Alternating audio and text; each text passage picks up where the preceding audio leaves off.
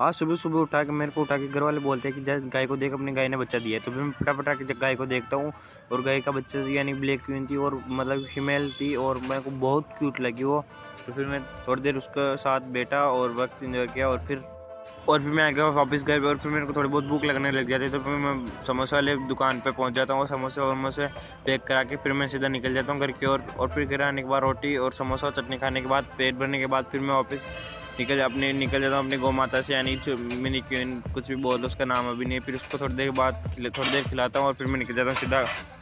और फिर मैं घर में आने के बाद थोड़ी देर स्कूल का वर्क था तो पूरा करता हूँ और फिर मेरे को वापस भूख लग जाती है तो मैं निकल जाता हूँ बर्गर लेने। और फिर वो बर्गर लेने के बाद मैं वापस आता हूँ घर पे और घर पे आने के बाद खाने के बाद फिर मैं निकल जाता हूँ हमारी ऑडी सॉरी अल्टो लेके नाना के घर पे पहुँचने के बाद मेरे भैया का ऑर्डर आता है, थोड़ी देर दुकान में बैठ, मैं बाजार जाके आ रहा हूँ। तो फिर मैं चैन की यानी कि पूरा सेट बन के दुकान पे बैठता हूँ और फिर भैया वापस आ जाते हैं और फिर हम निकल जाते हैं हॉस्पिटल में।